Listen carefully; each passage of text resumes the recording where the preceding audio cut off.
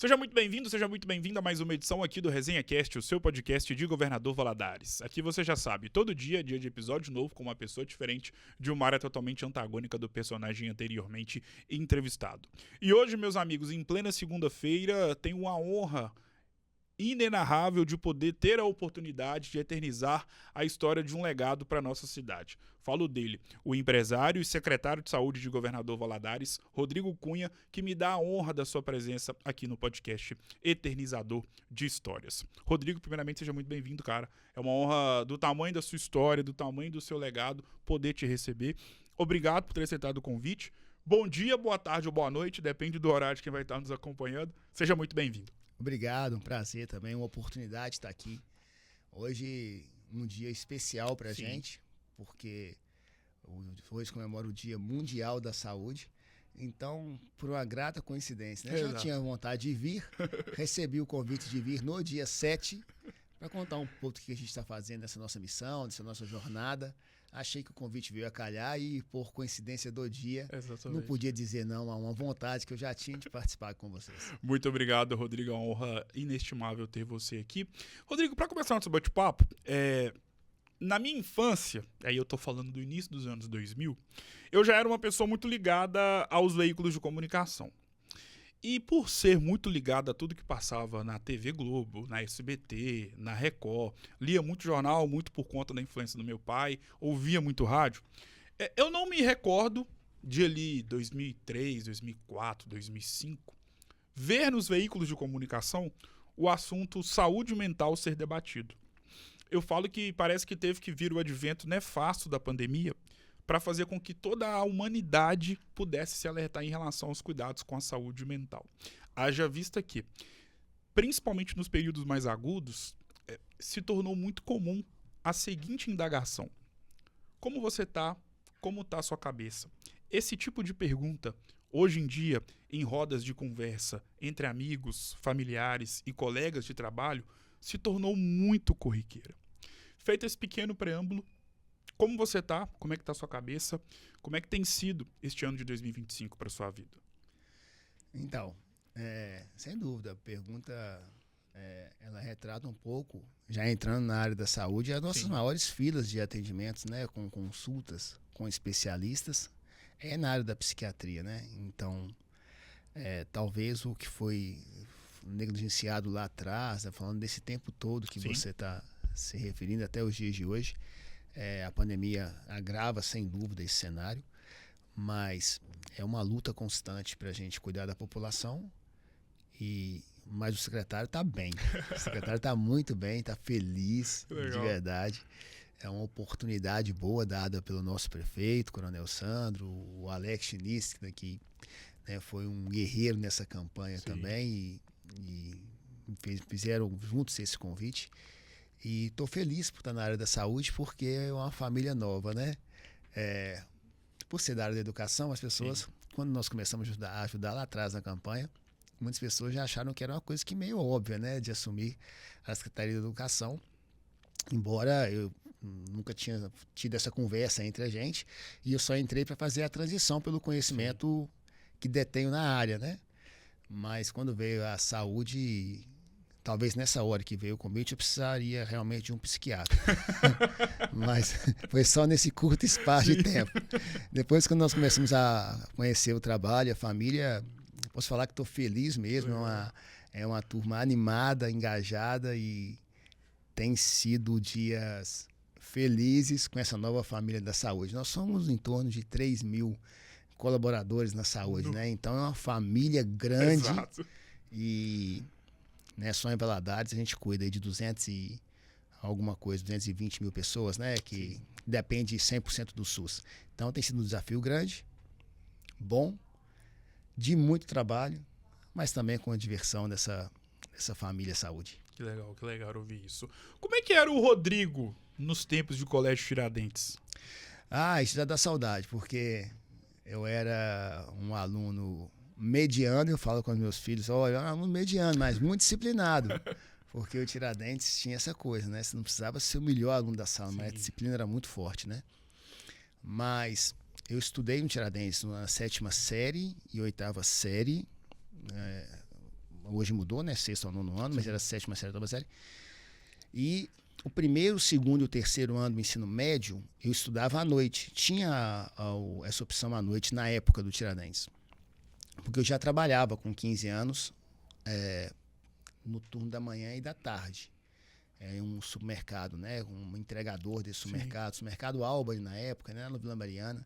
Então, com 15 anos, eu trabalhava de manhã e à tarde e tinha que ir para a escola à noite. Eu tinha que chegar às 6h20 na escola.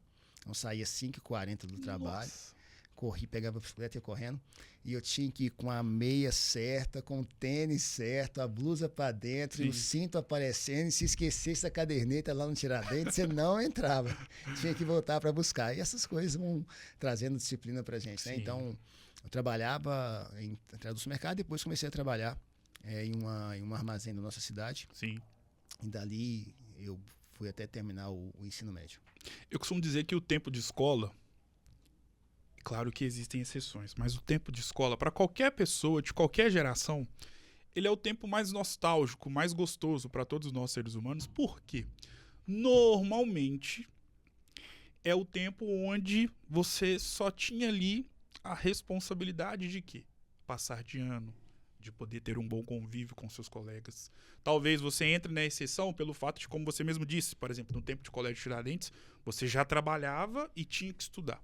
Mas, em suma, o tempo de escola ele é muito nostálgico, muito gostoso pelas lembranças que ali estão presentes na nossa vida. Qual que é a grande lembrança que você tem dos tempos de escola do Colégio Tiradentes? Aquele tipo de lembrança que quando você passa em frente ao Colégio Tiradentes, em pleno 2025, vem na sua cabeça na hora. O que veio na minha cabeça na hora era como eram próximos, né? Como nós, né? A turma, né? De ensino médio era próxima, né? E até hoje, né? Porque hoje a comunicação nos aproxima, né? Através dos grupos. Então, tem um grupo só do colégio e a gente encontra pessoas, não mudou nada, fulano é isso. E eu falo isso com os meus alunos hoje. Assim, esse ano de 2025 tem ido menos ao colégio, mas toda vez eles fazem memória disso, que eu vou na sala e falo assim, olha, o ensino médio vai passar muito rápido. Então, aquela pessoa que você não conversa com ela. Aquela pessoa que você tem uma pequena diferença, resolve isso logo. Porque você vai olhar um pouco para na frente e vai perceber que não faz sentido não conviver com as pessoas hoje. O ensino médio é uma grande oportunidade, passa muito rápido aqui. Sim. Nós estamos... e tem essas coisas de comissão de formatura dos meninos. Eu falo, aproveita esse momento, vamos estudar, vamos estudar muito, vamos brincar muito, se aproximar muito das pessoas. Nós vamos ter relações aqui que vão durar uma vida inteira. Sim. E é verdade, tem amigos de Tiradentes que temos relações próximas até hoje, né? Então, passa muito rápido. E as sensações de que a gente não pode deixar, né, alguns pequenos desentendimentos que acontecem muito nessa fase da juventude, né? Nos atrapalhar de uma convivência maior com pessoas que, com certeza, os caminhos vão se cruzar um pouco à frente. Olha que coisa sensacional. Eu entrei na Secretaria de Saúde e estou encontrando um monte de alunos da área, né, de saúde pelo caminho, né? Fisioterapeutas, dentistas, médicos. Sim. Eu encontro com eles no posto de saúde, no hospital, e falo, vocês acharam que fosse ficar livre do diretor, né? Tô pegando todo mundo pelo caminho de volta. Verdade. Agora eu preciso da ajuda de vocês. Então tem sido bacana esses reencontros, né? Sim. E a vida é feita disso, né? Assim, desses momentos eu acho que a gente tem que dar valor a todos eles. É o básico da frase, né? Valorizar mais o percurso do que a linha de chegada, né? Exatamente. E relacionado a tudo que você viveu no Colégio Tiradentes e também nas outras escolas que você teve a oportunidade de estudar, qual que é o grande legado que você carrega consigo até hoje de algo que você agradece a um aprendizado que você obteve através do tempo de escola? O tempo de escola, nós completamos 21 anos de Genoma, né? Assim. Então eu saí do Tiradentes e com 22 anos já era diretor de pré-vestibular. E é impressionante a quantidade, eu não sei medir o número de histórias que nós escutamos pelo caminho. E uma coisa que nós aprendemos muito é ouvir e ouvir na essência. Porque Você perguntou antes do nosso bate-papo aqui preliminar, né? Eu sou nascido e criado em Valadares. Morei no Altinópolis. Então, até os 24 anos, quando me casei. Sim. Então, eu tive que contar a minha história para muitas pessoas, para ter oportunidade, né? De chegar um pouco além. Então, eu carrego muito isso comigo, né? De ouvir e ouvir na essência. Então, na escola, todo atendimento era uma história diferente, né? Sim. Todo atendimento era uma busca diferente, né? Todo atendimento era um caminho, um sonho que a gente tinha que ouvir e compartilhar para permitir que as pessoas tivessem condições de, através dos seus sonhos, dos seus esforços, chegar mais além, buscar aquela formação sonhada que muita gente desacreditava. E às vezes a gente escuta muito essas frases, né? Ah, a medicina não é para você, o jornalismo não é para você, o odonto não é para você. Sim. Fazer esse trabalho aqui não é para você. E a gente escuta, as pessoas querem destruir os sonhos da gente em todos os momentos, né? E ouvir na essência, falar que era possível, através da educação, chegar mais além, ir atrás daquele sonho adormecido, ou então que ficava ali como uma semente, precisando ser regada de fato, era um papel muito importante dentro da educação. E como já são mais de 20 anos de história, você encontra pessoas no caminho e fala, olha, eu estudei lá porque você me ouviu e aí eu não tinha uma condição financeira adequada na época, só podia pagar X a mensalidade, 20%, 30%, sei lá, 50%, não importa. Mas aquilo foi muito gratificante para mim, me formei, sou engenheiro, sou médico, sou dentista. A gente não tem noção, porque a gente só sabe do resultado muito tempo depois. Sim. Mas o processo de fazer diferença, né, naquela história, naquela vida, isso é o que me deixa mais empolgado nesse tempo todo de Genoma. Tem sido uma jornada sensacional. Hoje eu não as ouço com tanta frequência mais, em função desse novo desafio, mas é uma missão que eu passo a todos os diretores todo início de ano. Sou muito focado com números, sou formado em administração de empresas, e eu falo com os diretores assim, ó, a gente tem que bater as metas. A gente tem que bater meta, o número é forte, a gente precisa alcançar ele, porque a empresa precisa ser saudável para você também poder contribuir com as histórias que chegam à sua mesa. E isso é muito forte, porque a gente sempre pergunta para os diretores, além do número, você está conseguindo fazer a diferença? Além do número, você está escutando as pessoas? Você está vendo aquela família? Porque na época do pré-vestibular, 1 ano ou 2, 3 no máximo. Hoje a gente tem uma relação familiar que dura, às vezes, 15 anos, 17 anos com a mesma família. E é uma vida. Sim. Nesse intervalo, as pessoas são promovidas de um emprego, as pessoas perdem emprego, acontecem problemas de situações familiares, das quais impacta no resultado da criança, do adolescente. Então você tem um convívio. E é muito importante quando a escola tem esse papel de ser a extensão da família. Ela não pode fazer o papel da família, não é nosso intuito, mas ela é uma extensão dessa vida que a gente vive ali nesses 15 anos, 17 anos, em que essa parceria é firmada. E fazer parte disso é, sem dúvida, uma grande responsabilidade. Estou falando tanto, já não, mas deu até saudade de passar por lá hoje e rever nossos diretores, né? Assim, são 7 cidades. Então, nós temos hoje 12 diretores e todos trabalham com essa visão de ouvir na essência, ser responsável com os números, com a meta. Isso é muito importante para gerar resultado operacional e continuar fortalecendo a marca nos próximos anos. Há 21 anos, a história da educação de Governador Valadares mudou com a inserção e a criação do Colégio Genoma. Obviamente que a sua história de vida também foi mudada pelo surgimento do Colégio Genoma. E 21 anos é mais de 2 décadas. São mais de 2 décadas de uma instituição que se tornou um verdadeiro legado para a história do ensino, para a história da educação da nossa cidade. O que o Colégio Genoma representa para o Rodrigo Cunha? Olha, tem uma palavra que é muito forte, né? O Genoma foi a base da nossa família, né? Então, não tínhamos muito recurso e eu lembro que eu trabalhava meu irmão mais velho já estava fazendo pré-vestibular em Belo Horizonte. O mais novo era entregador da farmácia. Farmácia Monte Sinai na época, eu acho. Não pode falar, não. Fique à vontade para poder falar. Revela muita idade da gente. Não. Não, que isso. E todo mundo numa luta muito grande, né? Meus pais se separaram e essas histórias, elas nos trazem uma dor, mas um fortalecimento muito grande, um fortalecimento ainda maior em virtude de que você não tem muitas opções, você tem que fazer porque é necessário fazer e não tem outro caminho. Então, foi a base da nossa família, né? A nossa família, a educação, ela de fato mudou a história da nossa família. E a gente fala nas reuniões que nós temos condições de mudar também a história de muita gente através da educação. Então, nos 20 anos do Janoma, a gente estava pensando se ia fazer uma festa, um show para comemorar essa data. E aí eu resolvi, a gente estava em férias com a família em Fortaleza.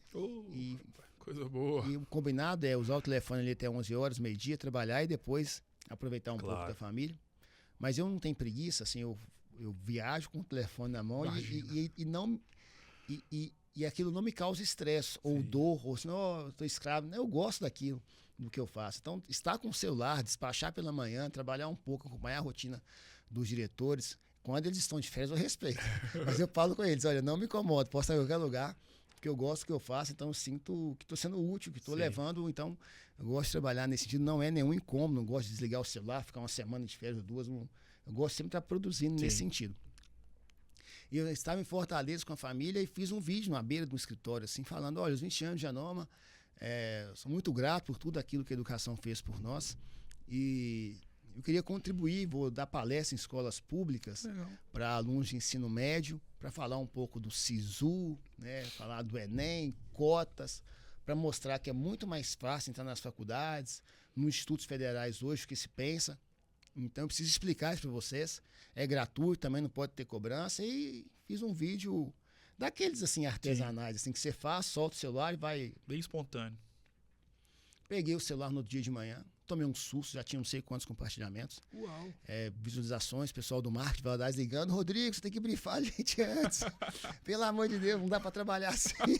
Você mata o marketing. Brigando com o chefe, ué, que mas é isso? É justo, tem que ter um comprometimento ali, até nas agendas. E o fato é que, acho que foram, né, rodamos, o Thiago foi comigo em algumas, o Conselho também em outras.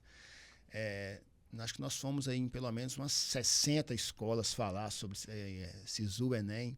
Fizemos um canal para mostrar sobre dicas de vestibular e se você não consegue mais ter o atendimento individual ali, tete a tete, né, com o aluno, através dessas ações, você eleva o conhecimento e também as oportunidades de pensar assim. Eu falava muito com eles, vocês estão achando que a vaga são só do Janoma? As vagas são suas. Eu vou explicar que hoje a gente tem possibilidade de chegar através do sistema de cotas, vestibular seriados, e explicar tudo aquilo, trazer dicas. Eu tenho convicção que algumas pessoas, depois do nosso podcast, vão falar, eu passei no estudo através disso. Que legal. Então, levar, né, esse comprometimento de tudo que a educação fez por nós, também para as pessoas, é um compromisso para os próximos 20 anos da escola, né?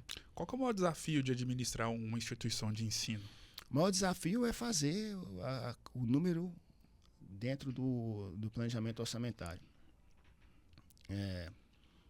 Porque a escola, ela é um canteiro de obras permanente. Você tem que reformar todo ano. Então, todo ano precisa rever as cadeiras, todo ano precisa rever o ar-condicionado, precisa rever a qualidade dos banheiros, da sala, dos aparelhos, data show, todos os cantos da escola, cuidar da pintura. Então, cuidar da escola é fazer o orçamento total caber dentro da operação, para que você tenha força para reinvestir dentro da instituição. Então, o maior desafio da escola é esse mesmo, assim, e é um problema que todo empresário sofre no Brasil, né? Com excesso de carga tributária, é uma escola, né, que dentro das possibilidades de imposto no Brasil, ela contribui com todos eles, e fazer caber no orçamento é um grande desafio que a gente tem pelo caminho que nós escolhemos. Mas dá para fazer, assim, quando a economia melhora, a escola melhora junto. Mas quando a economia piora, as situações das famílias vão junto. Sim. Então, muitas escolas ficaram pelo caminho na pandemia, por exemplo. E foi nítido, assim, todas as escolas perderam pelo menos 30% da receita. E eu estou falando de situações que a gente ouvia no dia a dia que não era mentira. Ô, Rodrigo, meu ramo musical é música, eu canto. Não podia sair de casa, Sim. quase 2 anos. Minha área de atividade é tal. E a pessoa estava falando que não tinha condição de sair, que atendia ao público e tudo. Então, a perca, né, de renda foi geral, né? Então, a escola, a minha especificamente, perdeu 30% a 35% de receita bruta de faturamento. E, na época, nós escolhemos, fizemos um caminho, que era assim, ó, nós não vamos dispensar ninguém por conta da pandemia. Isso foi muito legal, nós gostamos muito disso na época. Fizemos uma reunião com o conselho e falamos, olha, em virtude do período pandêmico, nós não vamos demitir ninguém. Se alguma demissão acontecer, vai ser por outros motivos. Falta de adequação ao funcionário, às vezes, né, chega num fim mesmo essa relação, às vezes por, né, não acompanhar a cultura da empresa, essas coisas do tipo, mas pelo fator pandêmico, não. E eu acho que isso foi muito assertivo, porque quando passou, nós fortalecemos ainda mais esse vínculo, né, de família com o nosso colaborador. Isso é muito importante para o desenvolvimento dessa mola, né, desse ciclo. Eu não consigo estar em todas as salas de aula. Sim. Eu não consigo dar aula para esse tanto de aluno. Não consigo ter, né, esse relacionamento direto. Mas saber que a sua casa está bem cuidada é muito importante. E é uma coisa que estou tentando trazer para a saúde agora, mas que a gente já tratava muito sério na educação, né? Cuida bem do nosso diretor, para o diretor cuidar bem do coordenador, para o coordenador cuidar bem do professor e o professor cuidar bem do aluno. Então, não dá para estar em todas as salas de aula. Não dá para estar em 71 estratégias de saúde da família hoje. Claro que nós começamos agora, né? Então, aí, daqui a pouco, aí, nessa semana, serão 100 dias de governo, né? Então, estou levado essa palavra. Já fui das 71, já fui umas 45 estratégias de saúde. As que eu não fui, estou sendo cobrado diariamente para ir. E levando essa ideia também, né? De cuidar bem do enfermeiro, das condições de trabalho, cuidar bem do médico, né? Cuidar bem dos recepcionistas, os ACS que estão chegando, para que eles, bem assistidos, bem cuidados, com melhores condições de trabalho, cuide melhor dos nossos pacientes e da população. Então, estou tentando trazer a mesma linha. Se vai dar certo, a gente não sabe, mas que a linha de trabalho, né? Até partilho isso com o prefeito, com o Sandro, e ele vai na mesma linha e fala, é isso, e pronto. Então, a gente está indo nessa linha e eu acho que a médio prazo os resultados já vão aparecer, né? A curto prazo apareceram o que era possível de fazer. Agora, com o planejamento, eles vão aparecer aí a médio prazo e a população vai ficar bem feliz. Se Deus quiser, e com certeza tenho absoluta certeza que isso acontecerá. Rodrigo, todas as pessoas que eu conheço que trabalham ou já trabalharam no Genoma, principalmente as pessoas que ainda trabalham, eu percebo uma felicidade no olhar e um orgulho do tamanho do mundo ao falarem do Colégio Genoma, num cômputo geral. E se tem um tipo de profissional que você, como ninguém em Valadares, sabe que precisa ser valorizado, é o professor. Por inúmeras razões. Haja vista que, por exemplo, você tem um professor da sua vida, de uma das escolas que você estudou ou na faculdade que você estudou. Eu, da mesma forma. Todos nós temos um professor marcante. E por que isso acontece? O professor, não somente dentro da sala de aula, mas eu penso que para a vida como um todo, ele acaba sendo um ser humano inesquecível. Porque todos nós já tivemos, na época de escola, por exemplo, uma conversa com uma professora ou com um professor que às vezes não era sobre a matéria, não era sobre algo que ele não estava entendendo, mas sim sobre uma situação que você estava vivendo dentro de casa, e esse professor acabou sendo uma espécie de agente transformador dessa situação. Enfim. Qual o tamanho da visão e do olhar que vocês do Genoma acabam tendo de atenção para o professor? Nós sempre tratamos o professor como uma autoridade máxima em sala de aula. Aquele ambiente é dele. Sim. Aquele ambiente não é do diretor, aquele ambiente não é do mantenedor, aquele ambiente é do professor. O aluno entende isso, a família entende isso. que aquele ambiente era do professor. Inclusive, quando nós começamos com o ensino fundamental, o ensino médio lá atrás, nós já invertemos, né? Geralmente, o professor, ele tinha que atender todas as famílias, né? E a gente já criava essa blindagem. Não, primeiro vamos conversar com o coordenador. Quando tinha uma demanda da família, Sim. demanda do aluno, primeiro com o coordenador, se necessário o diretor, até o mantenedor, e depois o professor, para a gente entender todo o processo. Sim. E, se necessário, a coordenação, a direção conversava com o professor e a gente fazia esse encontro com a família. Na educação infantil, fundamental 1, já é o contrário. Existe uma proximidade maior, né, natural, da entrega diária do aluno, com 2 anos, 3 anos, 4 anos, esse contato com o professor mais forte. Mas dar essa autonomia ao professor, né, dar esse respaldo de trabalho ao professor, acho que impactou muito no resultado que nós tivemos também. Em um momento, né, que a gente está vivendo, que infelizmente, não na nossa escola, mas você vê aí que o professor muitas vezes ele tem sofrido, né, com excesso de exposição em sala de aula, Sim. né, uma postura às vezes mais agressiva, né, na pronúncia do aluno, da família, uma exposição do conteúdo de sala pelo celular. E às vezes, né, a gente já colocando a culpa no professor em um problema. Então, desde lá de trás, a gente já criava essa proteção ao professor. Não estou dizendo que o professor não erra, né? O Rodrigo, o diretor, o mantenedor vai errar aqui, mas quando a gente estabelece já um julgamento claro sobre uma situação, a gente coloca o professor em uma exposição, né? Então, essa proteção é necessária. E quando há um erro por parte do professor, ele é o primeiro a se retratar. Me desculpa, eu acho que eu errei na dose, errei quando foi chamar a atenção, eu acho que excedi e tudo. E também há o excesso por parte da família, há o excesso por parte do estudante, há o excesso por parte do coordenador.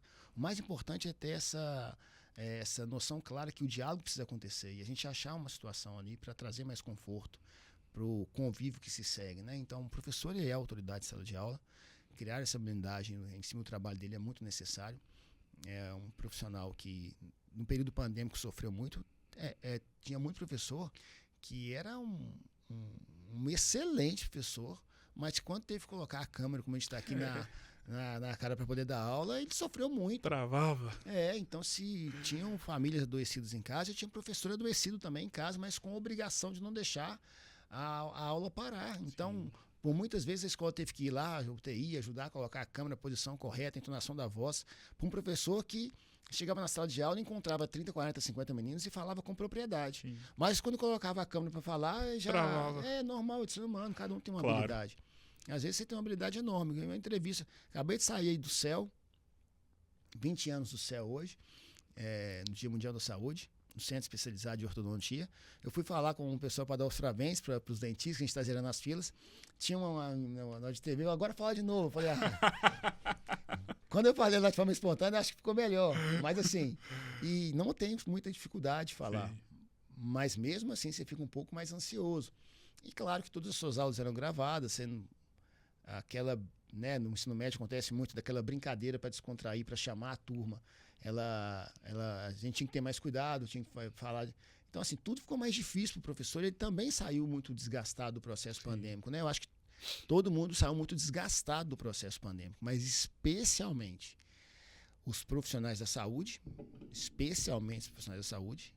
e os professores foram, sem dúvida, os que mantiveram, né, a sociedade de pé. Eu acho que posso estar esquecendo, sem dúvida, de algumas áreas, mas como nós não combinamos e veio a cabeça de falar tudo que está aqui, eu acho que na área da saúde, especialmente, né, pela quantidade de perdas que tivemos, né, nas lutas nos hospitais, pessoas indo, os enfermeiros indo, e médico indo, e todo mundo indo e lutando. Foi sem dúvida uma barra, e até hoje nós temos pessoas muito adoecidas nesse sentido. E o professor, que na sala de aula fez de tudo, aula de matemática, de educação física, eu pensava como, e eu via as aulas, e pedia para o aluno abrir a câmera, eles faziam atividade para o corpo movimentar. Então, com todas as dificuldades, nós conseguimos superar. E eu acho que essas histórias têm que formar uma sociedade mais forte, né, com um pensamento mais coletivo. Eu acho que, especificamente, a saúde, ela necessita, na nossa cidade, um pensamento mais coletivo, né? Todo mundo. Um executivo, um legislativo, um judiciário, para a gente mudar o cenário que a nossa saúde se encontra hoje, precisa de um pensamento mais coletivo. Você disse em uma das suas primeiras explanações que você já ouviu milhares de histórias lá no Colégio Genoma. E como você também fez questão de ressaltar, ouvir na essência. Porque como você mesmo fez questão de lembrar, lá atrás você era um Rodrigo que tinha suas demandas, tinha suas dificuldades, que fazem parte da vida de qualquer ser humano. E muitas das vezes, imagino que ao longo desses 21 anos, ouvindo a história de uma mãe, ou de um pai, ou de um próprio aluno, talvez passava um filme na sua cabeça de alguma dificuldade, de alguma história que esse aluno estava te relatando que você, porventura, passou lá atrás. Qual que é a grande história que você já ouviu de um pai, de uma mãe ou de um aluno ao longo desses 21 anos de Genoma? Então, eu acho que dá um livro, sabe? Assim, da Imagino. história dos meninos. Imagino. De um aluno que vendia esfirra para poder... Que legal. E hoje é médico. Uau. Não vou citar o nome, porque eu vou... Mas eu acho que ao ouvir ele vai se identificar muito rápido. Ele vendia esfirra para os alunos. Outro que vendia doce de leite ninho, o melhor doce de leite ninho que eu já comi na vida. Porque o doce de leite ninho, ele tinha história, ele não era só o doce. Sim. E eu sabia daquela história, então eu comprava quase todos quando eu estava na escola. E falava, esse é o melhor doce de leite ninho que eu já comi. E de fato não tenho memória de ter comido um outro melhor. Porque eu não comi o doce de leite ninho dela. E olha que eu raramente como doce, né? Mas aquele eu comia com frequência. Levava para a família e falava, esse é o melhor doce de leite ninho que eu já comi. Sim. E as pessoas comiam e falavam, eu achei normal. Eu achei esse doce de leite ninho normal. Ele é igual aos outros. Por que você acha que é o melhor doce de leite ninho que você comeu na vida? Porque eu falei, porque tem uma história por trás dele. E esse sabor você não consegue medir ao paladar, né? E porque ela vendia o doce de leite ninho para custear a alimentação e o sonho de entrar na faculdade. Recentemente eu encontrei com ela na estratégia de saúde da família, trabalhando. E tem várias histórias, histórias de uma aluna também que no dia de prestar, depois de 2 anos de cursinho ou 3 anos de cursinho, no dia dela fazer o Enem, ela caiu de moto. E o sonho da vida dela tinha ido para água abaixo. Ela não conseguia escrever a dissertação, a mão que ela... Do jeito que ela caiu, a mão para escrever, ela não conseguia. Então, quando ela chegou toda ensanguentada, ela, enfaixada no cursinho lá na rua Marechal Deodoro. E eu falei assim, Sara, o que aconteceu? Eu caí, eu falei, eu tô vendo. E o cursinho, ó, minha vida acabou, não tem jeito, não vou fazer cursinho. E falei, você vai fazer o ano que vem de novo. Ela sem motivação alguma. Mas liguei para ela umas 2, 3 vezes. Ela voltou pro cursinho pré-vestibular. Fez 1 ano de cursinho mesmo, né? E passou em 3 faculdades federais. Então, são várias histórias que a gente encontra assim, dentro do Genoma que nos inspiram para a vida inteira. Recente, estava no supermercado da cidade e na fila esperando para comprar uns frios, uma coisa nesse sentido. Naqueles dias que a gente não está com um astral tão elevado assim. E é natural. Claro. Uma pessoa encostou e falou assim, olha, Rodrigo, tudo bem? Eu falei, joia, beleza? Eu sou engenheiro hoje. E estou feliz na profissão, trabalho fora, tenho família. E eu só consegui isso porque vocês me escutaram na época. Então, assim, a responsabilidade em cima, né, de uma marca, de uma empresa que por mais de 20 anos mudam, né, constroem histórias de vidas através da educação, ela se torna muito forte, uma marca muito forte, né, um legado muito forte. De ouvir assim, vai lá porque eles vão te escutar, vai lá que eles querem ouvir, eles vão ouvir a sua história. Sim. E tudo. Isso é muito legal nesses 20 anos de Genoma. Então são várias histórias dessas que, de fato, elas, quando contadas, né, em um momento, né, de descontração e tudo, elas, de fato, chegam até as lágrimas, né, por conta da satisfação de ter participado daquela história. E E eu falo com eles para não esquecerem desse momento, né? Eu falo, a gente tem que ter muito cuidado das coisas que a gente pede para Deus, porque muitas vezes ele dá. E, né, é verdade? Assim, a gente tem que ter muito cuidado com as coisas que a gente pede para Deus. Eu quero isso, quero me formar em tal curso, quero fazer tal coisa. Aí eu falo assim, tá bom, a gente tem que ter muito cuidado com as coisas que a gente pede para Deus. Eu creio muito e ele pode ser que com o nosso esforço também, obviamente, a gente consiga realizar, né? Ele nos dá. E depois a gente não pode ficar sendo o profissional reclamão, não, sabe? Assim, lutamos tanto para chegar lá, e ficar sendo aquele profissional ranzinza, reclamão, não pode, né? Então, eu falo com os meninos assim, vocês vão chegar lá, mas não quero vocês virar médico, engenheiro, advogado, reclamão, não. Acho que vocês querem fazer o bem, fazer essa roda girar, o ciclo da vida girar, inspirar pessoas para que a gente tenha no futuro cada vez mais uma sociedade melhor. Eu conheço um homem aqui em Governador Valadares que em pleno 2024, ali final de 2024, já tinha, graças a Deus, uma vida muito bem consolidada, não só em questão familiar, mas financeira, uma vida muito confortável, graças ao trabalho, obviamente, e que caminhava para poder continuar tendo essa vida muito interessante, legal, mediante a todo o esforço, mediante a tudo que ele se propôs a fazer durante toda a sua história profissional. Logo, a gente poderia pensar que esse homem não iria querer assumir um desafio muito grande por tudo aquilo que já tinha conquistado na sua vida financeira, na sua vida familiar, enfim. E esse homem, proprietário de uma das maiores escolas da nossa cidade, da história de Governador Valadares, resolveu ser secretário de saúde de uma cidade do tamanho de Governador Valadares. E eu estou do lado deste homem. Por que que este homem aceitou esse desafio? Eu já estava pensando de quem que você ia falar, mas depois eu falei, será que eu conheço essa pessoa? Se conhece. Porque senão, como é que eu vou falar dele aqui na entrevista? Nós não ensaiamos nada antes, né? Por isso. Então tá tudo praticamente ao vivo. Nem eu, sabe, assim, imaginava fazer essa contribuição. Tem uma área que eu não tinha tanta propriedade, né? Mas eu acho que a gente não tá aqui para ficar, né, comendo pão e mel no fim do arco-íris. Nenhum objetivo de vida de estar aqui. Sim. Todo mundo tem que dar a sua contribuição. E eu acho que na política é um pouco assim. Eu já gostava, sempre gostava de ver o jornal, de ler, de ver. Tinha sempre um posicionamento político mais forte mesmo. Mas não adiantava nada ficar discutindo em roda de amigos, né? Não adiantava nada ficar discutindo no almoço de domingo no de Facebook, família. no Instagram. No almoço de domingo de família, que às vezes até ruim que não terminava tão bem assim. Verdade. Hoje em dia.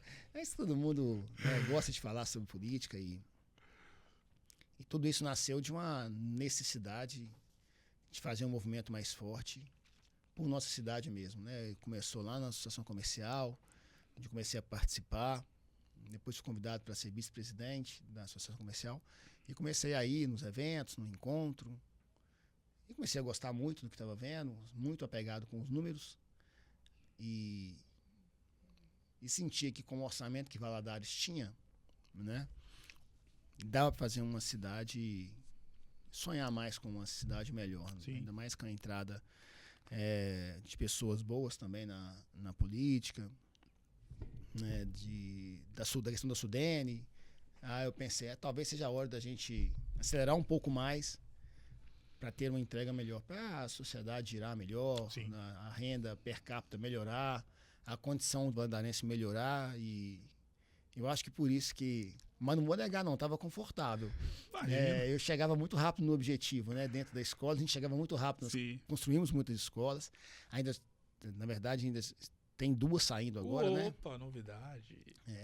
Esse ano ainda vamos entregar Teoflotone, uma escola linda, bem parecida com a Benjamin Constante.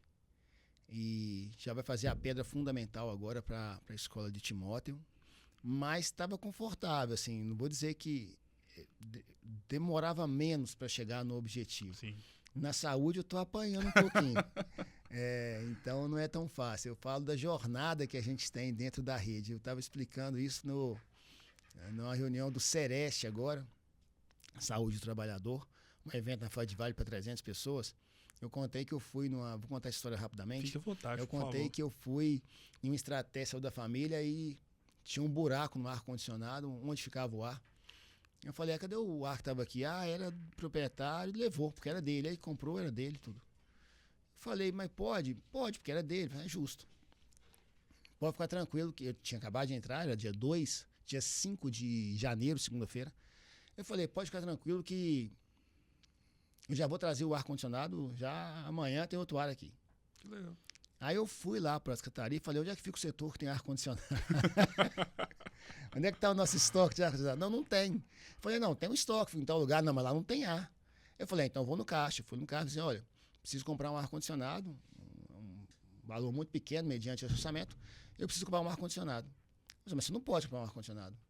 Eu falei, mas não tem o caixa da saúde para comprar. Você não pode comprar, você tem que licitar o ar-condicionado. Aí eu fui, liguei para a enfermeira e falei, vou licitar o ar-condicionado. Não vai ser amanhã não, mas vai chegar. Aí eu perguntei, quanto tempo demora? 45 dias. Eu falei, 45 dias eu entrego o ar-condicionado. Aí a pessoa não promete com 45 dias, né? Eu falei, como é que é? 45 dias é o processo licitatório. Aí eu falei, então tá, quanto tempo mais demora? Aí vai lá para a prefeitura, no setor de DSC, demora mais 45 dias. Mas beleza, com 90 então eu entrego. Aí liguei de novo e falei, com 90 dias eu entrego o ar-condicionado. Aí ela não promete com 90 não. Eu falei, por quê?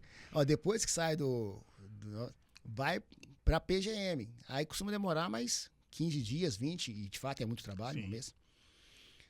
Então, com 120 dias eu posso prometer. Tá entregue com 120, vou ligar agora. Não promete não, que ainda passa na Jucof. Eu falei, mas a Procuradoria-Geral do município é o geral, não vou ter outro órgão depois. Não, tem a Jucof, que vai julgar todo o processo. Então, se você prometi com 150, eu falei, beleza, vou ligar para ela. Eu falei, fulano, com 150 dias, seu ar-condicionado tá entregue. Eu tô vendo ela assim, fazendo esse movimento. Eu falei, o que é isso que você tá fazendo? Aí você tem que rezar para tudo dar certo e nenhum desses processos falharem, porque a licitação costuma dar errado. Sim. Mas esses desafios do sistema, e aí é por isso que eu digo isso, nós estamos aí com 100 dias de trabalho. Conseguiu entregar o ar? Consegui porque alguém, um benfeitor, sim. colocou, porque ele não deu tempo. Esse um benfeitor vai colocar esse ar-condicionado aí pra gente não ter problema, pra também não deixar de cumprir a promessa. Mas tudo que a gente está fazendo, o impacto só vai acontecer mesmo, né, depois de 6 meses, que a gente tiver toda a parte de licitação feita. E nós entregamos muita coisa já na saúde, muito por conta da criatividade de fazer, de achar, de buscar e de trazer as pessoas para dentro de uma pauta tão importante, né? A saúde estava, de fato, os profissionais da saúde estavam, quando eu peguei mesmo e conversei com as primeiras pessoas, ficou claro para mim que elas estavam muito desacreditadas, essa é a palavra, desacreditadas com a saúde em Valadares. Se o nosso profissional não acreditava no processo, faz ideia quem utilizava o sistema, né, o SUS. Então, esse primeiro tempo aí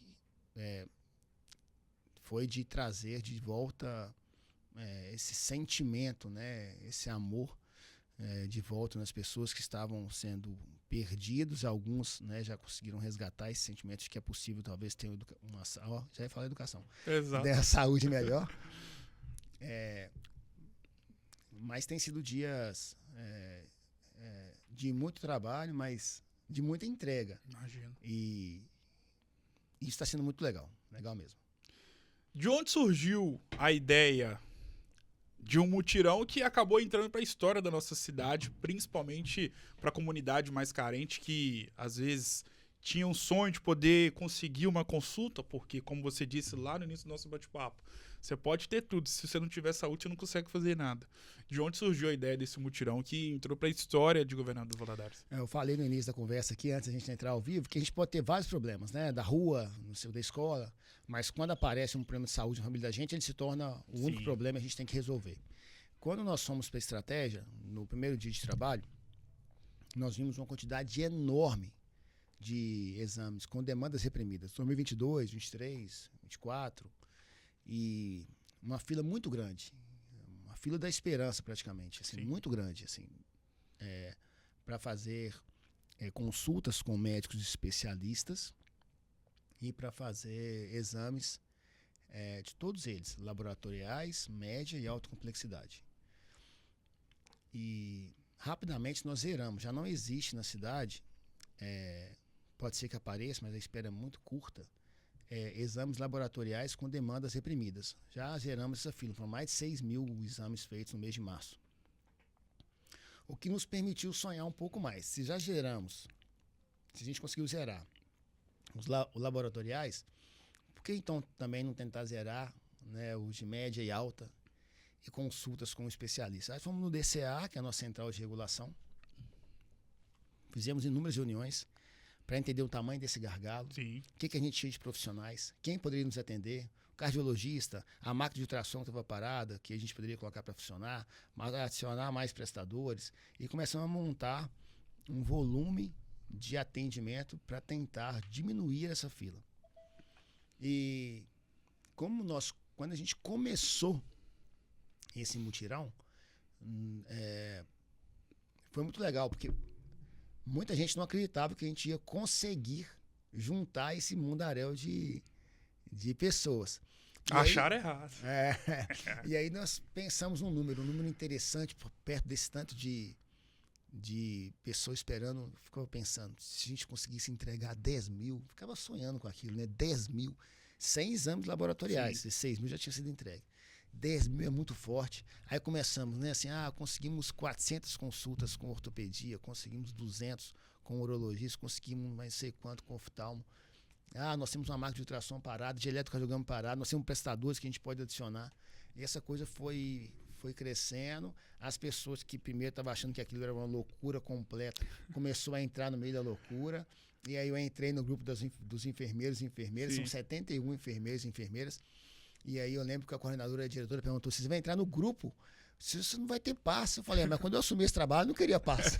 Então, eu vou entrar no grupo para poder mostrar para eles que é possível. A gente começou dentro na quinta-feira. Estamos liberando agora 300 consultas com oftalmo. Estamos liberando agora 500 consultas cardiológicas. Estamos liberando agora 300 consultas. E aquilo foi parecendo uma bolsa de valores. Oba. Então, as pessoas começaram a marcar. E eu falei assim: olha, se a gente não conseguir marcar, não tem problema. Você pode agendar o nome do paciente, que o compromisso da cidade é que ele seja atendido em até 90 dias. Não é que vai ser marcado. O compromisso é do atendimento e não até 90 dias. Mas a maioria foi marcado de imediato. E aconteceu até na feira, no dia do Zero Filas, uma coisa interessante. Muitas pessoas foram lá marcar, mas já estava marcado. Porque o enfermeiro, como eles são extremamente responsáveis, eles já pegaram aquela demanda que estava reprimida e já foram marcando para o paciente. Já está marcado para o dia tal, mas foi bom que foi lá, né? Tinha vacina, tinha um tanto de coisa. A atenção primária estava toda presente, tinha, né, mamografia estava sendo feita na hora, um tanto de atividade para criança, a saúde bucal também estava lá presente. Então, quando deu na sexta-feira à noite, lá no DCA, a gente estava vibrando muito, que a gente tinha chegado a mais de 8.500 consultas e exames marcados. E durante a noite, tinha uns enfermeiros que é muito focado, ia lá à noite no sistema e marcava mais alguns que estavam liberados. E aí a gente foi para a meta de bater mais 1.300 só no sábado, no Zero Filas, e aquilo ficou mais pertinho. Então, chegar a 10 mil, né, foi um número muito, muito forte. E agora aumenta a responsabilidade da pasta, porque a gente tem que criar outras alternativas, porque agora tem um paciente lá no Turmalina, por exemplo, sendo atendido pelo médico da atenção primária, medicina de família, e talvez esse paciente vai precisar de ir para um médico especialista ou precisar de um ultrassom. Obviamente, a gente já marcou todas as agendas. Então, agora que entra a criatividade do DCA, do secretário, de continuar as reuniões, para achar outros prestadores, para que essa fila não se acumule novamente, para não ter que fazer outros mutirões. Vamos fazer quantos forem necessários.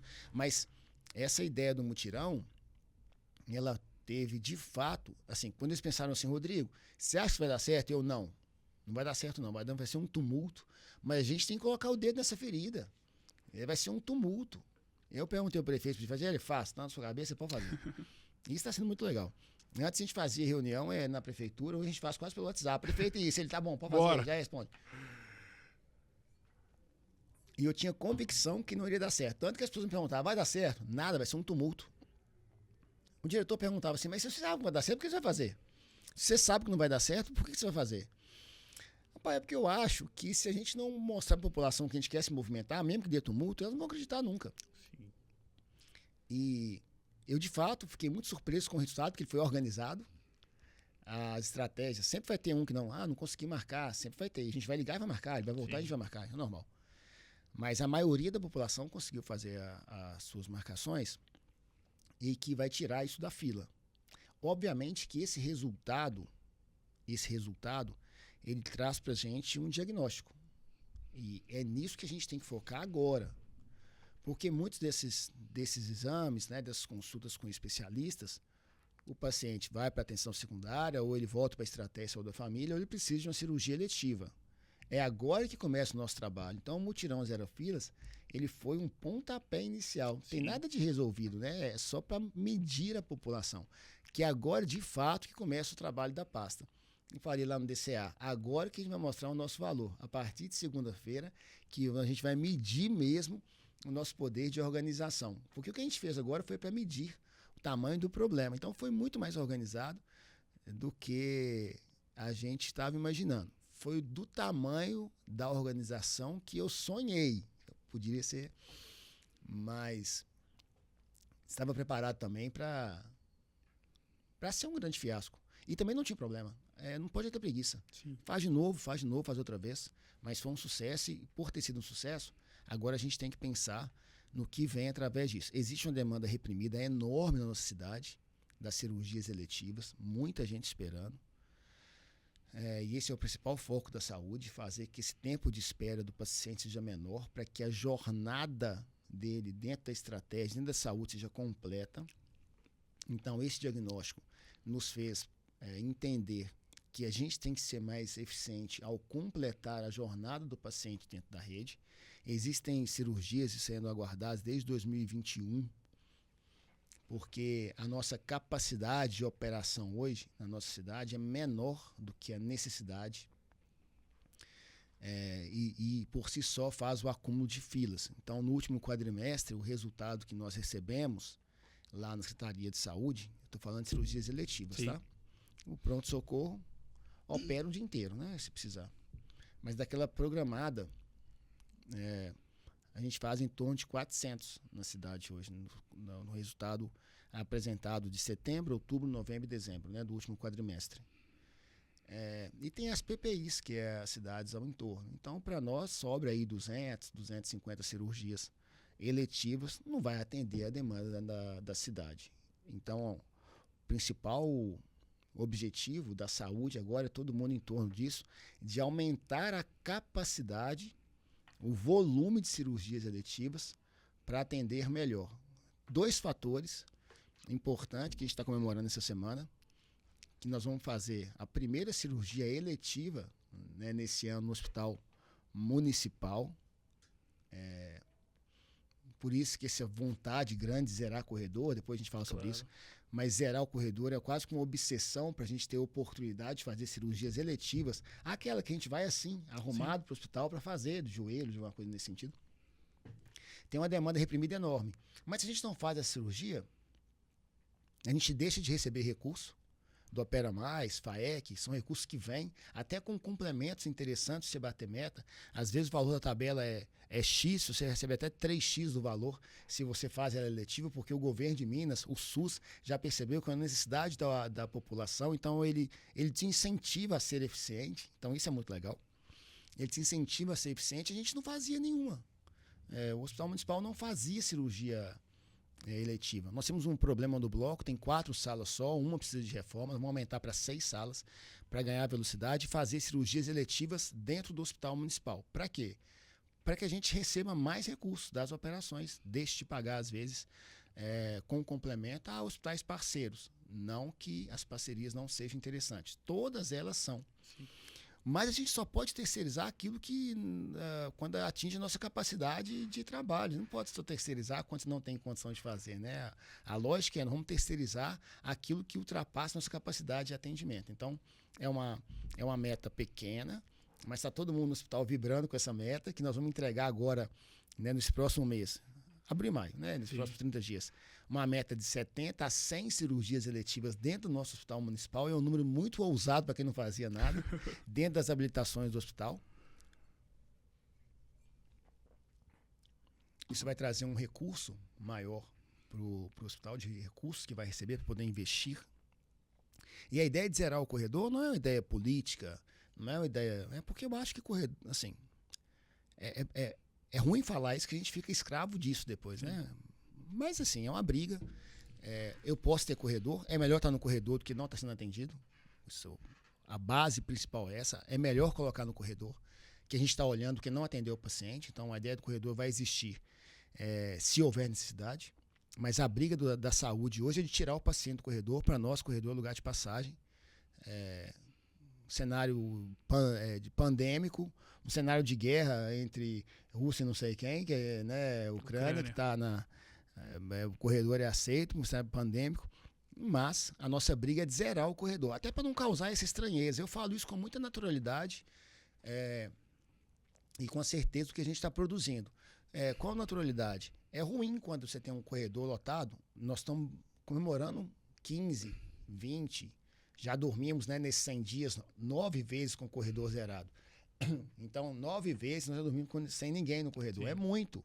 É um hospital que sempre tinha 40 esperando a vaga no corredor. Só para explicar isso bem, estou falando muito, né? Não, por favor. Só para explicar isso bem, nós temos 340 leitos cadastrados, mais 300 leitos, né, nos quartos e 40 leitos cadastrados no corredor.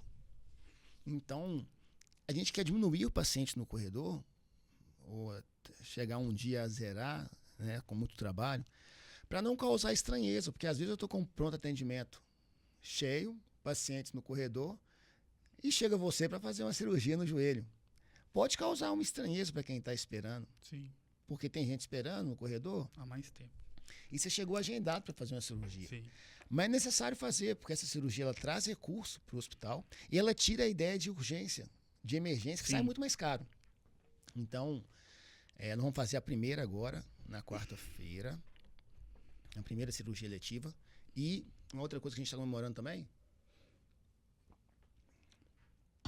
nós vamos fazer as primeiras 15 cirurgias vesículas e tantas outras áreas em Itaiomi, agora. Porque nós temos um volume enorme de operações para fazer. Então a gente vai ter que ser muito criativo. Então nós pactuamos aí 150, 200 cirurgias na cidade de Itaiomi. Então o paciente, a gente liga o paciente, ele faz todo o ambulatorial, todo o preparo, todo o risco na policlínicas. E se ele quiser, só se ele quiser, a gente oferta a possibilidade dele fazer em Itaiomi com o TFD, que é o tratamento fora de domicílio. A gente leva, busca em casa, espera a cirurgia terminar, entrega em casa o paciente, já com a cirurgia feita, para a gente aumentar a capacidade de tentar chegar em um número aí de 800, 900 cirurgias mês, que é muito perto dos 350, 400 que a gente tem hoje. Tentar atender antes, para esse paciente não piorar e não entrar na urgência no nosso hospital.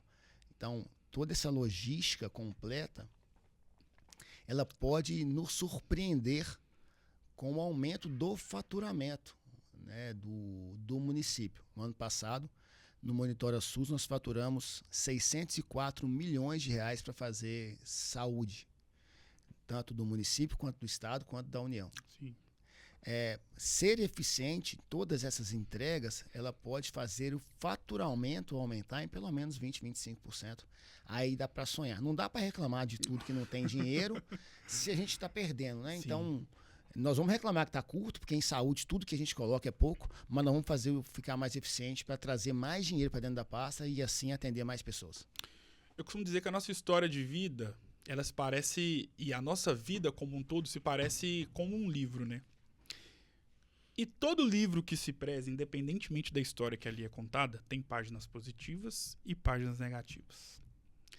Todo livro tem o título, tem a introdução, tem a conclusão, tem as páginas, tem a numeração das páginas e tem capítulos.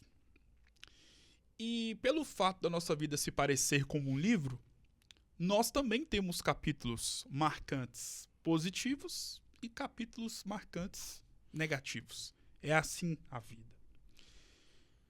E Deus é tão maravilhoso que, diferentemente dos livros, onde o capítulo ou os capítulos eles só vêm através de páginas, Deus é tão maravilhoso que ele nos dá a oportunidade de termos na nossa vida vários capítulos com vários formatos diferentes.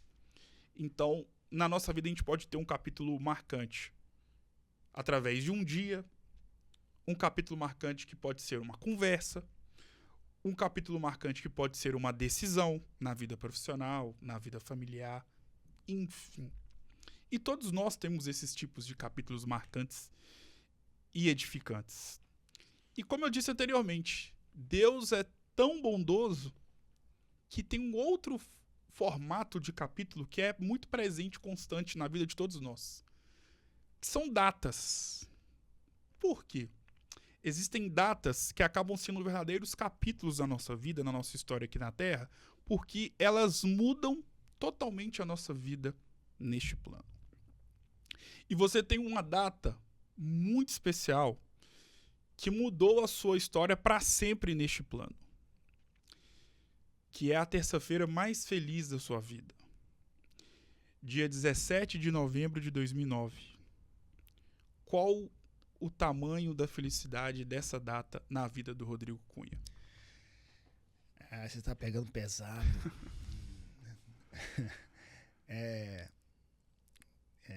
Foi emocionante, né? O nascimento do meu filho, do Rafa, meu melhor amigo. E um sonho, né? Sempre falei que queria ser pai. Na verdade, o sonho maior, que eu já falo para eles há muito tempo, desde que eles ainda não tinham consciência, que o sonho é ser avô, né? Sim.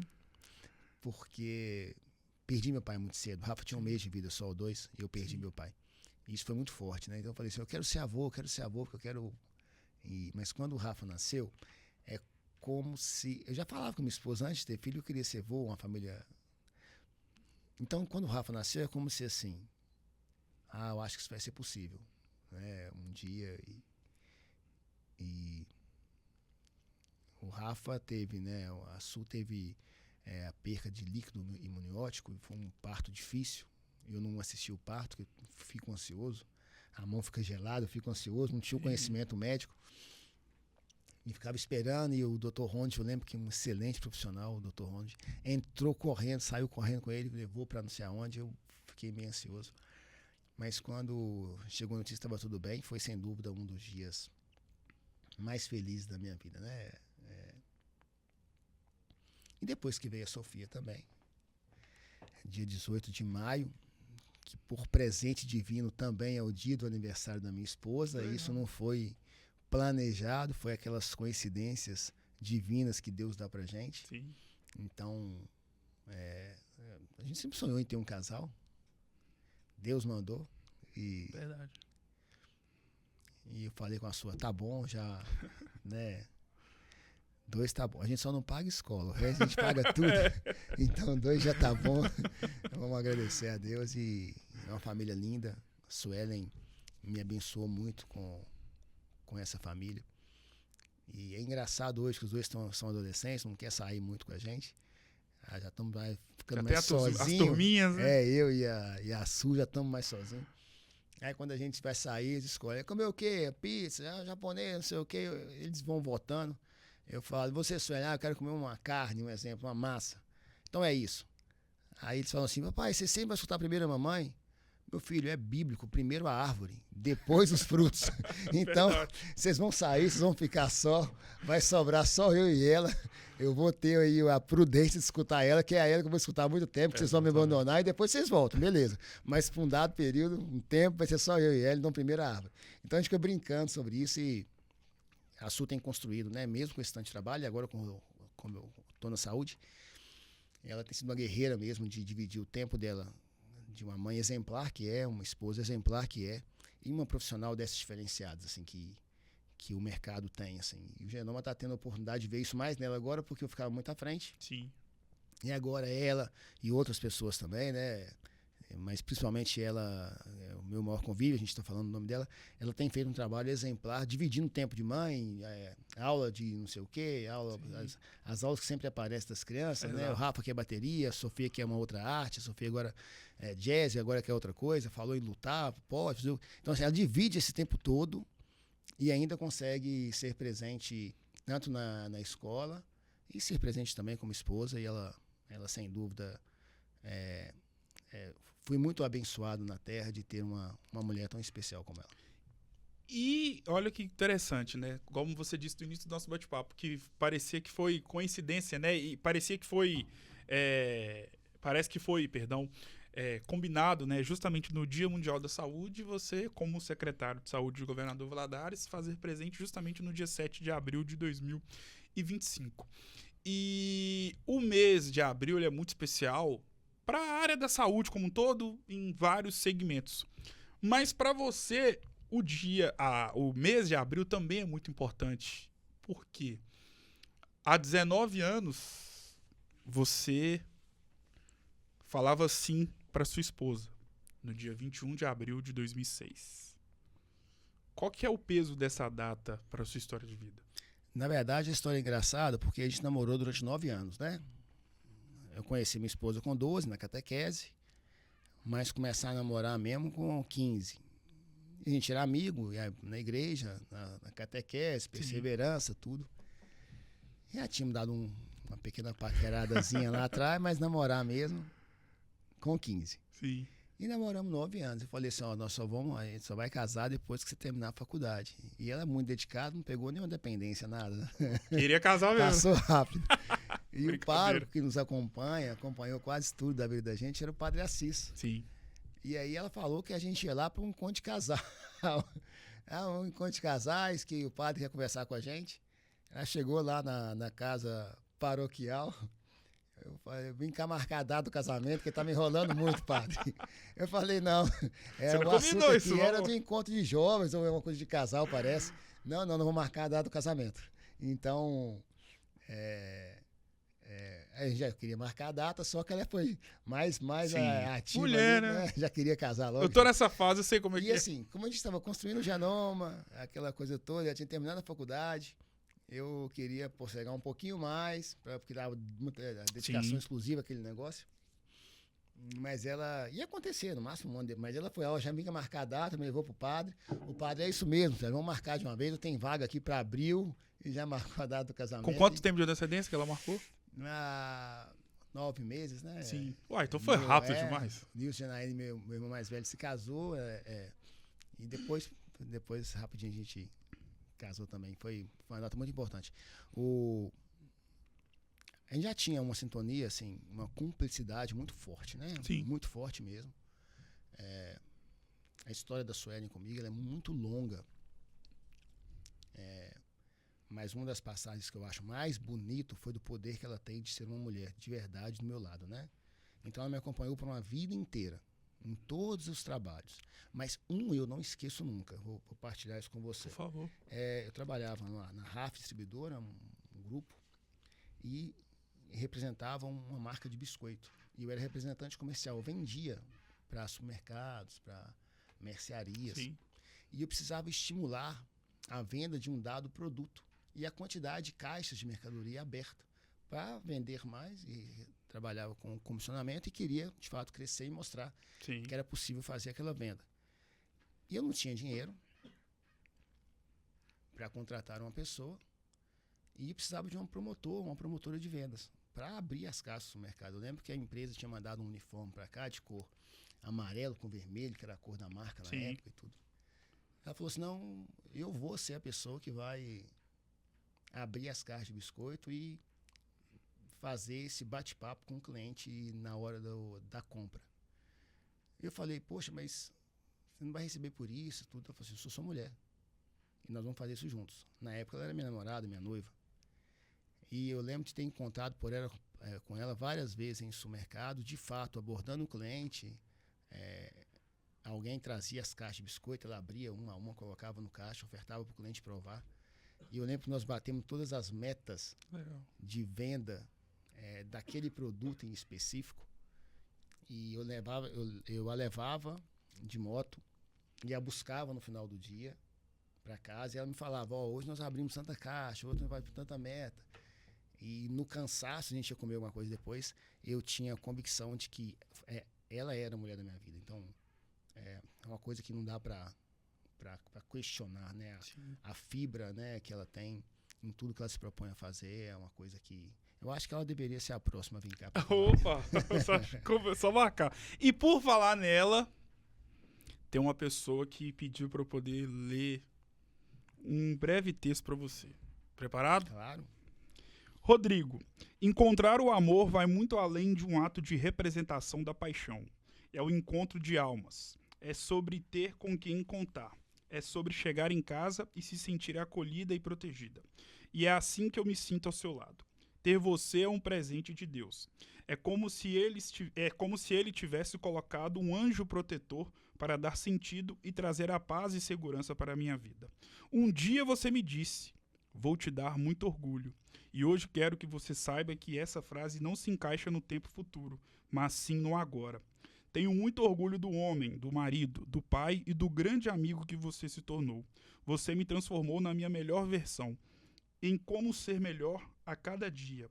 E juntos aprendemos como ser mais fortes. Neste ano completaremos 19 anos de união. E quero estar com você por mais longos e infinitos anos, até o fim da nossa jornada aqui nessa terra, e até quando Deus nos permitir viver esse amor. Te amo muito, da sua, toda sua e para sempre sua, Suelen Cunha. Meu amigo, o secretário de saúde adverte, vir ao seu programa traz muitas emoções. Recomendo para todos. Obrigado pela Su, né? A Su, obrigado, assim, a gente sempre escrevia as cartinhas desde 15 anos, né? Do seu, ela falava do sua, tudo. Desde os 15 anos de idade a gente tem essa frase. E até rima com seu sobrenome, né? E eu falo com ela assim, que é bom demais chegar em casa e saber que você é amado, querido, você pode partilhar, né, as coisas boas e tudo.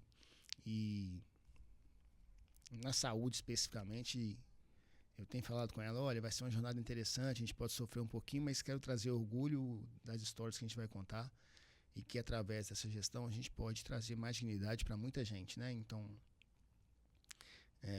ter o apoio dela foi fundamental. Sem o apoio dela não iria de jeito nenhum. Por nada, não iria de jeito nenhum. Mas quando o convite veio, a gente estava na praia, na nossa casa lá na Bacuti, ela falou assim, talvez seja um chamado mesmo de fazer algo diferente. E eu estou muito feliz, de verdade. Dá para ver que você está muito feliz. Na saúde. Porque se falta o conhecimento técnico, sobra apoio das pessoas que eu estou encontrando pelo caminho. Elas me explicam tudo. E elas me explicam tudo e eu faço, escuto e a gente executa juntos e a gente alcança vitórias. Mas a minha maior coach mesmo é a minha esposa. Se o prefeito descobrir, eu acho que eu perco meu emprego. Porque quando eu chego no almoço, ela me conta tudo do jeito que eu tenho que fazer. Você já falou com o prefeito que a Fad Vale tem que ser a cidade da saúde? Falei, vou falar com ele. Eu vou desenhar o projeto e vou mostrar para ele. Você não está falando com ele. Eu falo tudo que dá. Mas ela se empolga com as entregas, ela se empolga com os projetos, ela se empolga com as conquistas diárias, né, coletivas, com as obras, tem sido muito interessante essa jornada com ela do lado. Ela, sem dúvida, é um alicerce para a nossa família, é a base. Ela está nessa missão, né, de levar a nossa família, o Rafa, a Sofia e tantos outros nessa família enorme que a gente tem, família Janoma, e ter ela do lado é um presente mesmo. Tem um capítulo na sua vida que, na verdade, ele é um livro que tem você como capítulo. Uhum. E esse livro atende pelo nome de Dona Zilma. Isso. Ela comemorou 71 anos ontem, né? Coisa boa. Estamos nas datas comemorativas, todas se somaram hoje, né? E ela é uma guerreira, né? Uma mulher valente. Ela tem uma história de vida fantástica, né? Morando em Altinópolis, na rua dos Ipês 95. Quando se separou, tinha que fazer toda a despesa da casa com um dinheiro muito curto, né? E os filhos já trabalhavam, outros estudavam e eu nunca a vi desesperada assim pela falta de recurso. Nós nunca passamos fome não, sabe? Assim, não vou falar isso, mas que a gente tinha que ser bem criativo nas escolhas, né? Para nos alimentos, nos lugares que caberia dentro do nosso orçamento. Não quero ficar entrando muito nisso, porque nós nunca passamos necessidade, mas a gente tinha que escolher os lugares que nos cabia, né? Dentro do que a gente tinha de recurso na casa. Mas isso nunca foi problema para ela, né? Assim, ela sempre teve muita valentia, trabalhou fazendo hambúrguer em chapa, servindo sorvete, trabalhar. Quando começou o Genoma, ela trabalhava na lanchonete da escola. Então, é uma história de uma mulher que é apaixonante. Assim, escutar, ela é apaixonante por si só, e uma mulher cheia de fibra, de garra, dirige, dança, não vai me matar, mas namora. Então, ela gosta de jogar o carteadinho dela, e é uma mulher cheia de fibra, cheia de garra, cheia de disposição, de humor, e que é apaixonada pela família, né? E ri junto, sofre junto, ama junto, é um presente mesmo. Quando você fecha os olhos, de quem você lembra e por que é o seu pai? Lembro muito do meu pai, porque eu acho que ele era a pessoa que mais vibrava com as vitórias, né? Eu comecei a trabalhar com ele quando eu tinha 8 ou 9 anos de idade, como preposto. Ele era vendedor e eu sempre gostei de vendas. Eu gostava mais de vender do que ir para a escola. Trabalhava, isso Montei uma escola, mas gostava muito de vender. E eu era preposto dele. Todo mundo vai, né, ao ver isso, vai se lembrar que quando eu entrava nas mercearias, no mercado, a pasta que carregava era maior do que eu, praticamente pesado, e eu fazia questão de carregar. Sim. Então ele fazia a venda, e quando eu chegava em casa, eu anotava os códigos. Não tinha internet, não tinha nada. Tinha que anotar lá 3JR4, 5 caixas de qualquer mercadoria. Sim. 2B, 4D, 20 caixas. E tinha que anotar. Meu pai só anotava o nome e os códigos era eu que anotava quando chegava em casa. E ele gostava muito desse processo, porque desde cedo eu já fazia essas vendas e tudo. Então, ele viu toda a jornada do crescimento, até o nascimento do meu filho Rafael, e um mês depois eu acho que ele se foi. Então, eu acho que se ele estivesse aqui hoje, ele teria muito orgulho da história que a gente está construindo. Sim. Quando eu falo assim que é muito melhor ter esse encontro, né, valorizar muito o percurso, porque a linha de chegada, às vezes, ela é muito sem graça, né? Assim, sim, já cheguei aqui, e agora? Qual é o próximo passo? Então, às vezes, a valorização do percurso é muito interessante. Eu acho que ele estaria vibrando muito com essa trajetória, que não só eu, né? Meus irmãos todos estão trilhando, cada um na sua missão, na sua jornada, mas eu acho que ele teria muito orgulho de se sentar na mesa, né? Assim, então, e de partilhar desses momentos. Eu falo com o Rafael assim, não põe aquela música naquela mesa, tá faltando ele, não, no domingo, porque senão seu pai não aguenta, é muito emotivo. Então, eu acho que ele estaria feliz de ver histórias sendo contadas, o trajeto. Eu lembro do primeiro Genoma construído, o segundo Genoma construído, ele falava, vocês são doidos demais, vocês são... É a frase que me vem à cabeça, vocês são doidos demais. Bem mineiros. Vocês são muito doidos de fazer isso. Então, vários foram montados e eu acho que ele estaria feliz dessa trajetória que foi conquistada. Agora é o jogo das palavras. Vou citar nomes ou palavras, você vai ter que defini-los ou defini-las com uma palavra. Correto. Podemos ir? Bora. Altinópolis. Aprendizado. Governador Valadares. Amor. João Linhares. Escola para a vida. Colégio Tiradentes. Disciplina. Empreendedorismo. Genoma. Educação. Vale repetir? Por favor, fica à vontade. Brincadeira. A vida. Dona Zilma.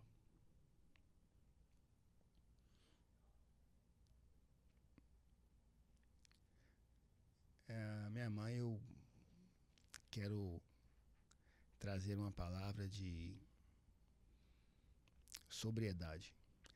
Nunca vi uma pessoa tão, em meio a tanto caos, ter tanta sobriedade e acreditar que vai dar certo. Saudade. Meu pai. Rafael. melhor amigo. Sofia. Minha princesa. Suelen. A rainha de tudo, né? Ela que manda em tudo. Secretaria de Saúde. Entusiasmado, feliz. Pode falar mais de uma. Pode falar? Entusiasmado, feliz, vendo que há possibilidades, vem enxergando algo mais à frente. Se vai dar certo também não sei. Quero dizer para a população que quando eu cheguei eu não estava nem vendo o túnel, quanto mais a luz no final dele. Mas estamos vendo a possibilidade de crescimento de faturamento para ajudar mais pessoas, reformas na estratégia de saúde da família, cuidar mais da população, trazer essa saúde com mais força. Eu tenho uma palavra muito forte, já que eu também vou escolher, que de fato ficou forte no coração de todo mundo da saúde, é essa palavra que a gente está espalhando, que é a humanização. Essa palavra está muito forte na saúde, por onde eu passo eu falo dela, que é a humanização. A humanização. Um atendimento mais humano do secretário, até do prefeito, né, com o secretário, Sim. do secretário dessa roda que gira com os seus coordenadores, os coordenadores com os médicos, com os enfermeiros, até que essa roda impacte diretamente esse atendimento humanizado para o nosso paciente. Pode parecer distante, né, esse atendimento mais humanizado. Hoje a gente escuta muitas reclamações desse tipo, mas como vou cobrar, né, do nosso médico, do nosso enfermeiro, um atendimento humanizado, se nós não estamos humanizando a relação de trabalho, do seu ambiente de trabalho, das condições de trabalho que ele tem? Então tudo é uma roda, tudo tem que girar, mas se dá para resumir em uma palavra, que a nossa saúde precisa é de humanidade. E se puder colocar duas, é um pensamento coletivo. A humanidade nos atendimentos e um pensamento coletivo em prol da saúde. Não dá para a saúde ter pensamentos individualizados em virtude de uma necessidade muito grande que a nossa população precisa. Então, um pensamento coletivo em prol da saúde é a única solução viável que eu enxergo para a gente resgatar o sentimento de um atendimento humano, com horário, atendendo às prioridades de uma população que, pelos números e pelas entrevistas, pelos lugares que eu fui, de fato tem uma lista, uma demanda de espera incompatível com o que pode ser tolerado. Então, essas duas frases, palavras, elas têm que ser norteadas nesse sentido. O pensamento coletivo em prol da saúde e a humanização em todos os ciclos, né, que envolvem a saúde. Coronel Sandro. Um prefeito com muita vontade de fazer, com muita vontade de atender as pessoas, com prioridades claras, isso é muito importante para a gente, prioridades claras.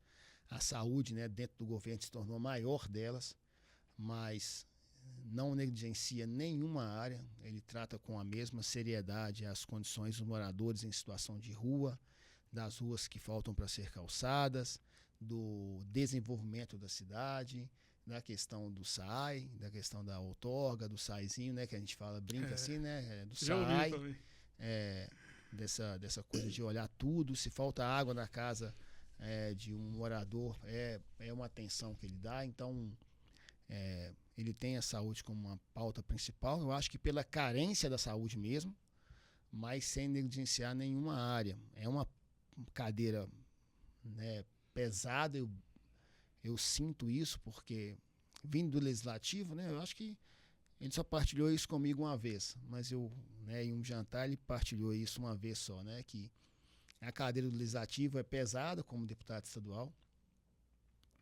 mas que a do prefeito ela tem muito mais compromissos, responsabilidades, a gerir esse orçamento para que não falte, gerir esse orçamento, a folha, para atender todas as áreas. É uma matemática difícil de ser feita, mas eu o vejo cansado, assim, mas muito empenhado, animado em ajudar. O cansaço que eu me referi é natural pela excesso de agendas, e acho que depois de amanhã vai ter aí os 100 dias de governo,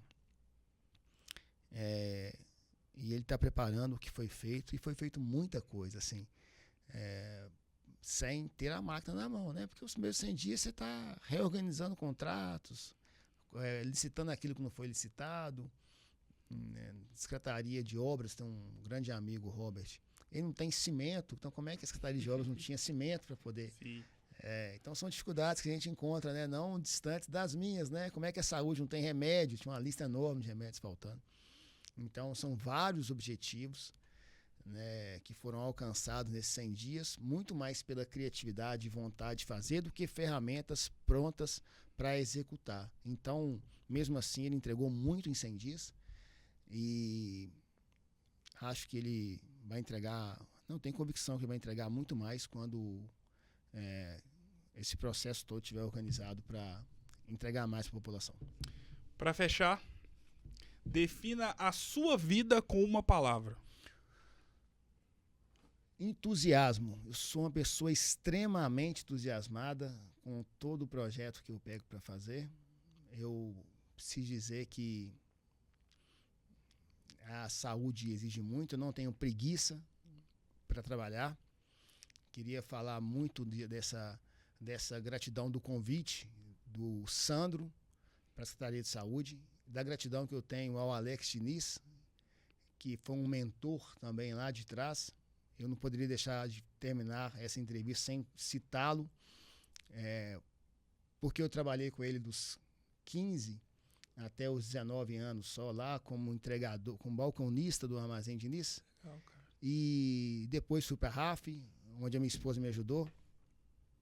Batia todas as metas, era entusiasmado com aquilo, fiquei lá até os 19 anos. E depois nossas vidas se separaram, cada um foi para um canto, ele continuou com as suas metas.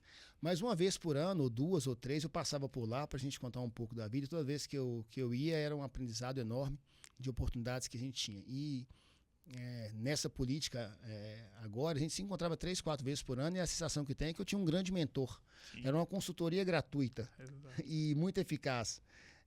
Porque ele não errava nos seus direcionamentos, e eu seguia aquilo à risca. Ele sempre me ensinou muito, e principalmente depois que meu pai morreu, esses encontros foram ficando mais próximos, porque meu pai era um grande conselheiro e com a falta dele eu perguntava as coisas para o Alex, ele me respondia com muita naturalidade. Sim. A gente se encontrava 4 vezes, 5 vezes por ano, mas parecia que era um encontro dos melhores amigos, assim. Sim. Então, quando ele entrou para a política mais forte, né, em Valadares, em prol da conquista da vitória do Executivo, através do prefeito Coronel Sandro, ele me convidou para ser o secretário de Saúde, junto com o prefeito.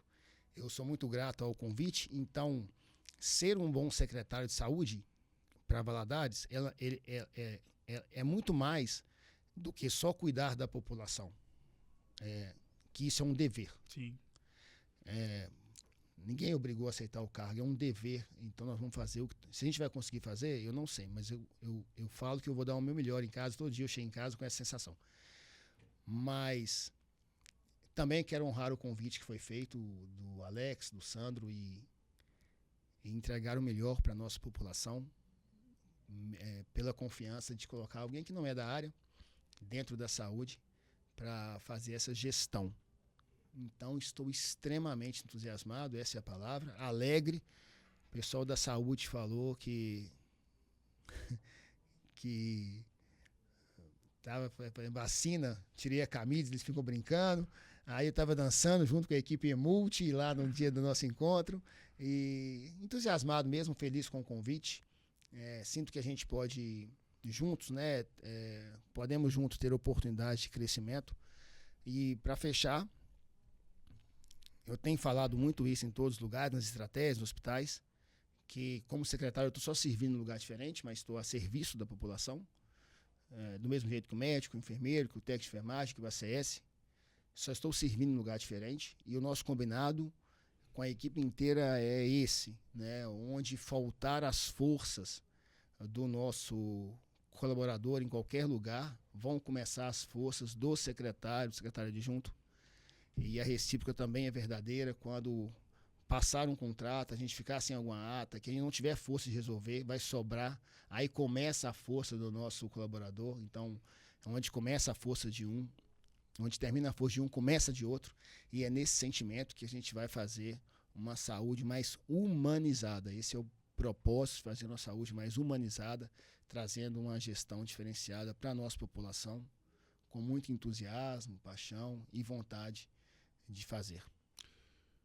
Guardarei para sempre o dia de hoje na minha história profissional por ter tido a honra de ter eternizado seu maravilhoso enredo de vida. Muito obrigado, Rodrigo. Foi uma honra. Com certeza sairia daqui hoje renovado e com muito aprendizado fornecido por todo o seu conhecimento que você nos passou durante todo esse tempo. Obrigado, sucesso e claro que as portas estão abertas para você poder voltar mais vezes. Muito obrigado. Foi um prazer ter vindo. Obrigado à minha família, à Su, todo mundo. E eu não poderia deixar de terminar com a nossa motivação para toda a saúde. Está pegando e vai pegar muito mais. Ter escutado em todo canto. Então não posso terminar sem dizer: avante saúde. Vamos juntos. Com certeza. Obrigado mais uma vez, Rodrigo. O Resenha Cast de hoje para lá de especial e inesquecível vai ficando por aqui. Um grande abraço e eu volto em uma próxima oportunidade. Lembrando que todo dia é dia de episódio novo com uma pessoa diferente de uma área totalmente antagônica do personagem anteriormente entrevistado. Um grande abraço e até mais.